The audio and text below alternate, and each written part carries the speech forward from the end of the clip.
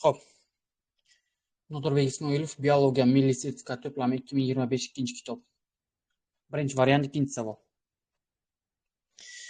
Qaysi javobda disaxaridlar va ularning bajaradigan funksiyalari to'g'ri ko'rsatilgan? Laktoza, saxaroza, maltoza va riboza. Xo'p, birinchi, demak, riboza chiqib ketadi bu yerdan, chunki bu yerda disaxaridlar nazarda tutilgan. Riboza demak monosaxarid, deb chiqib ketadi. Xo'p, ko'ramiz. Mana endi ani ko'ramiz, javobdan ketsak yaxshiroq nazarimda. Ya'ni chiqarib yuborish varianti yaxshiroq.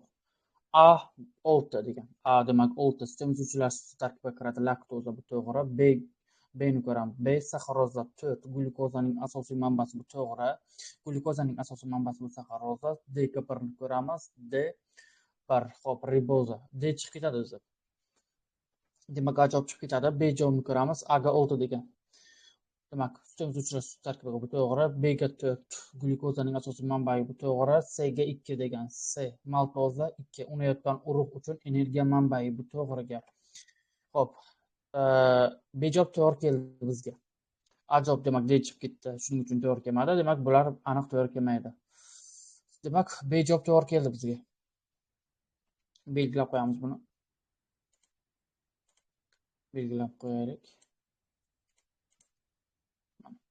Yo'q, kerakmas. Xo'p. Ikkinchi savol tugadi. Uchinchi savolni qaramiz. Quyida bir oilaning nasl nasabi shajarasi ifodalangan. Ushbu oila uchun to'g'ri fikrni aniqlang.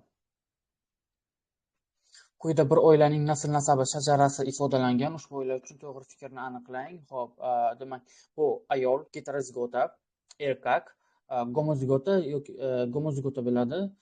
Xo'p, lekin dominant digomozigota bo'lishi aniq, ya'ni gomozigota bo'lishi aniq, lekin dominantmi yoki resessivmi bo'lishi buni biz bilmaymiz buni. Bilolmaymiz. Xo'p, mana bu ayol heterozigota ayol bo'lgan. Bu demak aniq erkak qaysi demak genotipda dominant yoki resessiv ekanligi bizga noma'lum, lekin gomozigota ekanligi aniq. Demak, ota bo'lgan farzandlar demak erkak heterozigota bo'lgan, ya'ni yigit bola demak heterozigota. Xo'p, qiz bola demak dominant gomozigota yoki resessiv gomozigota ekanligini bilmaymiz. Ana endi xo'p, A'ni ko'ramiz birinchi. Ona to'lqin simon sochli. Ona to'lqin simon sochli. Xo'p, bu jumla to'g'ri. Heterozigota. Ota va qizning sochi jingalak bo'lishi mumkin. Ota va qizning sochi jingalak bo'lishi mumkin. Ota va qizning sochi jingalak bo'lishi mumkin. Bu to'g'ri gap. To'g'ri. Bizga bu mos keladi. A javob mos keldi. Ana endi B javobni qayerga xatoligini ko'ramiz. Ona taram sochli. To'g'ri. O'g'il va qizning sochlari silliq bo'lishi mumkin. O'g'il va qizning sochi silliq bo'lishi mumkin. Yo'q, bu boshqa genotipda. B javob chiqib ketadi shuning uchun. Ona, ota, o'g'ilning sochi to'lqinsimon bo'lishi mumkin. Ona, ota va o'g'ilning sochi to'lqinsimon bo'lishi mumkin. Yo'q, uchala yo'q, ikkitasi bir xil. Ya'ni heterozigota, bittasi boshqa. Shuning uchun bu jumla to'g'ri kelmaydi bizga. Ota taram sochli, ota taram emas, bu heterozigota emas, shuning uchun D javob ham chiqib ketadi. Demak, to'g'ri javob A qoldi bizga. Ana endi to'rtinchi variant. Birinchi variant to'rtinchi savol. Lancetnik va zog'oraliqga xos bo'lgan xususiyatlarni aniqlang. Xo'p, iris javobdan ketsak yaxshiroq. Demak, ayinchisini ko'ramiz. A ga 4 degan. Yuragi 2 kamerali. Lancetnikda yurak bo'lmaydi. A javob chiqib ketadi. B ni ko'ramiz. A1 iris sistemasi bir juft tasmasimon buyrak. Yo'q. Tasmasimon buyrak emas, bu zog'ora baliqqa tegishli, chunki Lancetnik iris sistemasi yomg'irchangnikiga o'xshaydi degan joyi bor. Shuning uchun B javob chiqib ketadi. C ni ko'ramiz. 1 iris sistemasi yo'q, yana shu 1 chiqib ketadi. Demak, C javob ham chiqib ketadi. D ni ko'ramiz. 3. Xo'p, nerv sistemasi tana bo'ylab ketgan nerv nayidan iborat. Bu to'g'ri, xordasining ustida, demak, bu to'g'ri gap. Xo'p, 5. Muskullari ikki yon tomonda tana bo'ylab uzun tasma shaklida joylashgan. Bu to'g'ri, aynan yozilgan joyi bor. Bni ko'ramiz. Bir ayris sistemasi bir juft tasmasimon buyrak. Bu to'g'ri, 4 yuragi ikkamalari to'g'ri. Demak, to'g'ri javob bizga D javob ekan. Demak, 4 ga D javob bo'ldi. Ana endi oksitrops qaysi oilaga, kanop qaysi turkumga, fillafora qaysi bo'limga, cherkes qaysi sinfga mansubligi to'g'ri ko'rsatilgan javobni aniqlang degan. Xo'p, oksitrops o'rtoqdoshlar oilasi, kanop demak bo'ritaroq, fillafora qizil so'yatlar, cherkes demak magnolia ikki urug' parallellar yoki magnolia simonlar. Xo'p, ajob to'g'ri kelar ekan. Ajob to'g'ri kelar ekan. Oltin ko'ramiz. Ochiq qon aylanish sistemasiga ega bo'lgan ayrim jinsli va germafrodit organizmlarni aniqlang. Ochiq qon aylanish sistemasiga ega bo'lsin, ayrim jinsli bo'lsin va germafrodit bo'lsin. Savolda 3 ta narsani so'rayapti. Ochiq qon aylanish sistemasi bo'lsin, ayrim jinsli bo'lsin, germafrodit bo'lsin. Xo'p. Ana endi bitta jumla aytib ketaman shu yerda. Qon aylanish sistemasi birinchi bo'lib halqali chuvalchanglarda paydo bo'lgan. Halqali chuvalchanglarda shu ketma-ketlikda davom etadi. Birinchi halqali chuvalchanglarda paydo bo'lgan, keyin mollyuska, keyin bo'g'imoyoqliklar, keyin umurtqalilar. Shu ketma-ketlikda paydo bo'ladi. Ya'ni shu ketma-ketlikda rivojlanadi. Birinchi halqalilarda paydo bo'lgan lekin. Oq planariya. Demak, oq planariya demak qon aylanish sistemasi bo'lmaydi. Birinchi chiqib ketadi. Bir degan javob bormi? Bir degan javob bor ekan. Ajob chiqib ketadi. Xo'p, baqachanoq ochiq qon aylanish sistemasi. Demak, ayrim jinslik. Bitniya qorin oyoqli mollyuska ochiq qon aylanish sistemasi. Germafrodit tilapia balig'i. Demak, yopiq qon aylanish sistemasi. Bu 4 umuman chiqib ketadi o'zi. Krevetka, demak, bo'g'imoyoqlilar ochiq qon aylanish sistemasiga ega bo'lgan ayrim jinsli. Yong'oq chuvalchangi, demak, ayrim jinsli yopiq qon aylanish sistemasiga ega bo'lgan. Demak, 6 chiqib ketadi o'zi. 4 6 chiqib ketsa esa 4 chiqib ketadi. Demak, C javob ham chiqib ketadi. Xo'p, B va D javob qoladi. 6 demak yo'q ekan o'zi. Demak, treska baliq, treska oqum baliq, demak ayrim jinsli va xo'p, ochiq qon aylanish sistemasiga, yopiq qon aylanish sistemasiga ega. 8 askarida qon aylanish sistemasi yo'q. 8 chiqib ketadi. O'zi 8 chiqib ketsa D javob ham chiqib ketar ekan. Demak, to'g'ri javob B. 7-savol. O'simlikxo'r umurtqali va yirtqich umurtqasiz hayvonlarni aniqlang. Arxar, tillako'z, Kolorado qo'ng'isi, jayron, miqqiy, falanga, zubur, chirildoq, biy, qalg'och. Xo'p. Javobdan ketamiz buni. Chiqarib yuborish varianti yaxshiroq. A ga demak A1 arxar, 4 jayron, umurtqali va o'simlikxo'r. To'g'ri. 2 6 B da demak 2 degan. Yirtqich umurtqasiz 2 demak Kolorado qo'ng'isi. Kolorado qo'ng'isi demak yirtqich umurtqasiz. Bu to'g'ri. 6 falanga yirtqich umurtqasiz. Bu ham to'g'ri. Demak, hozircha bizga A to'g'ri kelib turibdi. B ni ko'ramiz. B ni qayeri xato. A ga 4 va 8. Chirildoq bu yerda umurtqasiz bo'lish kerak, lekin umurtqasiz deb yozilgan bu yerda. Shuning uchun B javob chiqib ketadi. 2 3 A ga demak 2 3 degan. Tillako'z va Kolorado qo'ng'isi umurtqaliga kiritgan. Yo'q, chiqib ketadi. Xo'p, A ga 1 7 arxar va zubur bu to'g'ri. Demak, hozircha to'g'ri keldi. B ga 9 va 10 degan. 9 demak B yirtqich umurtqasi to'g'ri. 10 demak qaldirg'och. Bu umurtqali bo'lish kerak, lekin umurtqasiz kelgan. Demak, 10ning hisobiga D javob chiqib ketadi. Demak, to'g'ri javob A qoldi bizga. A qoldi. Xo'p, demak A qoldi bizga. Ana endi bunga kelamiz. Birinchi variant 8-savol. Suhra sochning sporofitga xos bo'lgan va xos bo'lmagan javobni belgilang degan.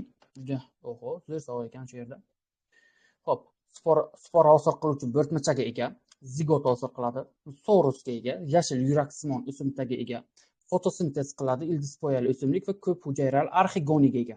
Xo'p, chiqarib yuborish javobi yaxshiroq bu yerda. Javobdan ketdik, yaxshi. A ni ko'ramiz. Demak, A ga 1,6 degan. 1 spora hosil qiluvchi bo'rtmachaga ega degan. Spora hosil qiluvchi bo'rtmachaga ega. Sporafita, ya'ni jinsiz bo'lgan spora hosil qiluvchi bo'rtmachaga ega. Xo'p, bu xos bo'lmaganga kiritish kerak buni, lekin bu yerda xos bo'lganga degan 1 ning hisobiga demak chiqib ketadi. Demak, A javobi ham chiqib ketadi. Ana endi ko'ramiz buni. B ni ko'ramiz. 2 va 7 degan zigota hosil qiladi. Xo'p, xos bo'lgan o'zi zigotadan rivojlanadi bu. Zigotadan rivojlansa, demak 2 kirish kerak, 7 to'g'ri. Demak, 7 ni ko'ramiz bu yerda. Ko'p hujayrali arxigoniga ega. Arxigoniy bu jinsiyga kirish kerak. Ya'ni arxigoniyli va zigota hosil qilish kerak. Demak, ko'p hujayrali arxigoniyga ega bo'lsa, demak bu xos bo'lmaganga kirish kerak, lekin bu yerda A ga degan. Shuning uchun xo'p, B javob chiqib ketdi. Ana endi D javobni ko'ramiz. C javobni ko'ramiz. 5 va 7 fotosintez qiladi sporafit, bu to'g'ri. 7 ni ko'ramiz. Ko'p hujayrali arxigoniga 7 ning javobiga, 7 ning hisobiga bu chiqib ketadi. Demak, C javob ham chiqib ketadi. Ana endi D ni ko'ramiz. 3 degan soruslarga ega sporafit, bu to'g'ri. Sorus demak bu demak jinsiz. 6 ildizpoyali o'simlik, to'g'ri. 1 spora hosil qiluvchi bo'rtmachaga ega. Bu xos bo'lmaganga kiritishimiz kerak, bu to'g'ri. 2 ni ko'ramiz. Zigota hosil qiladi. Bu to'g'ri, chunki zigotadan rivojlanadi u. Demak, to'g'ri javob hozircha bizga D javob bo'lib turibdi. Ana endi 9-savol. O'simliklarda gul ko'sachasi demak A, gultosh barglari B, urg'ochi demak urug'chisi C va changchisi D harflari bilan belgilasak, quyidagi qaysi formula gul demak kungaboqar o'simligiga tegishli ekanligini aniqlang degan. Oho, zo'r savol beribdi bu yerda. Shuni demak birinchi navbatda buni xo'p formulasini yozib olishimiz kerak bo'ladi. Gul formulalarini bilishimiz kerak bo'ladi. Demak, bu yerda qo'shib, ayirib, bo'lib qaysi javobga tegishli ekanligini bilishimiz kerak, ya'ni aniqlashimiz kerak bo'ladi. Xo'p, A demak gul ko'sachasi degan. Shuni belgilab olaylik. Demak, gul ko'sachasi demak 0 qo'shilgan, bu yerda 0 deb hisoblaymiz buni. Xo'p, buni qilamiz. Xo'p, B gultosh barglari bu yerda 5 ta qo'shilgan. Demak, 5 ni o'zini qilamiz bu yerda. Demak, urug'chisi bu yerda C.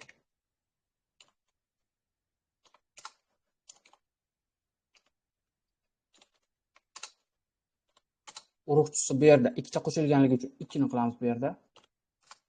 Changchisi D. Changchisi bu yerda 5 ta. Mana shu umumiy formula. Shuni boshqa xil rangda qilish mumkinmi? Mana shu umumiy formula.